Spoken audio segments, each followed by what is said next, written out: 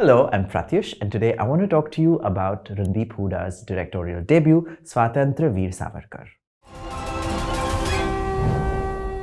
At best, Swatantrya Veer Savarkar is an intellectual biography of Vinayak Damodar Savarkar, a leading figure in the Hindu Mahasabha who theorized the concept of Hindutva. It's writer-director Randeep Hooda's attempt to revive interest and rehabilitate Savarkar's reputation, part of a larger project that was taken up by Vikram Sampath's magisterial two-part biography. Sampath also served as an advisor on this film. The question then is not who Savarkar is, because the film is largely uninterested in that, but what does Savarkar believe in? And like any ideologically driven film, it often is unable to make the distinction between who one is and what one believes in. The truth is that we do not live our lives like manifestos. We are more than our beliefs, and sometimes, in strange moments of moral contradiction, we act counter to our own values. Swatantrya Veer Savarkar is unwilling and perhaps unable to put the man in manifesto, content with a sweeping flatness till his personality resembles a starched, ironed white kurta, because Swadeshi. Shot in clipped invasive close-ups, dunked in shadows, the film flips through time. Rarely is it still, fidgeting about geographies, timelines, moving just as quickly between fact and fiction. What this invasive style does is it refuses to allow you to register what is being said and the depths of its complicity. Besides, for a 3-hour film, it gives the illusion of pace. The length of the film is never felt as heavily. On the other hand, characters feel like punctured presences. The movement from Savarkar discussing marriage prospects with Yamanabai, played by Ankita Lokhande, to their marriage, to their off-screen kid, who then dies off-screen just as he's born.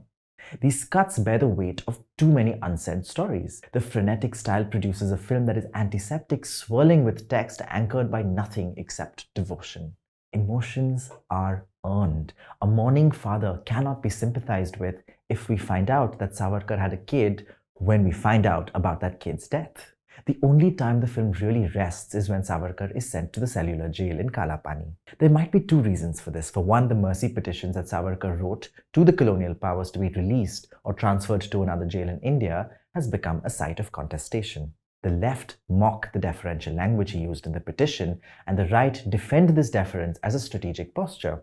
Here's a line from the petition, and I quote, "If the government in their manifold beneficence and mercy release me, I, for one, cannot but be the staunchest advocate of constitutional progress and loyalty to the English government, which is the foremost condition of that progress." By creating multiple scenes around the mercy petition, the film tries to play it cool, as though it were a natural demand. The more menacing reason is so that we, the audience, can feel the sickly diet, the demented loneliness, and most importantly, the violence of the Muslim jail wardens, to stoke in us the bigotry that the film won't state but will condone. Savarkar's posture regarding Muslims had changed over the decades. If he wrote in Hindu Padashani about Hindus and Muslims partaking in the, and I quote, "same milk of the breasts of the motherland," unquote, he also wrote later that, and I quote, "Muslims have been learning the lessons of savage religiosity and intolerant cruelty from the very inception of their religion," unquote. Many say his years at Andaman hardened him against Muslims, but this film is uninterested in seeing Savarkar as something who is capable of evolution, stuck as he is in ambered perfection. This tonality reduces all his opponents to side scratches waiting to be defeated by him in argument, like Gandhi, or reducing them to preening men and women inspired by Savarkar, like Bhagat Singh, Subhash Chandra Bose, Bhikaji Cama. Nehru is seen in two key scenes, one where his megalomania to hold on to the Prime Minister post is felt, and the other when he lights the cigarette of Edwina Mountbatten with a lecherous gaze. The way the film uses Gandhi is also very suspicious. At first it dismisses him and his role fighting on the side of the British against the Zulus when he was in South Africa. Later, when Savarkar speaks of these mercy petitions, it's intercut with Gandhi recruiting Indians for the British during World War. This edit pattern reeks of a juvenile response to a throbbing insecurity. If you think what I did was wrong, see what he did. It's not a competition of colonial deference. It is true that Savarkar, like Vivekananda, Aurobindo, and Dayananda Saraswati, came out of a churn of history where Hinduism was desperately looking to be both reformed and restated. A muscularity was now being demanded, and we see this in Savarkar often doing the Surya Namaskar in this film. This muscularity was a response to the trope of the effete Hindu being trampled by the brawny Muslim.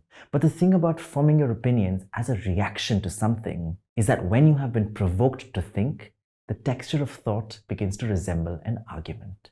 Imagine a world where everything you believe in because you're holding it up as a defensive armor. Luckily for you, you don't have to, because in Swatantrya Veer Savarkar, you will find an answer. Screen पर कहानी कहने का जो craft है वो बहुत पेचीदा है और उसे सीखने के लिए आपको सालों साल मेहनत करने की ज़रूरत है।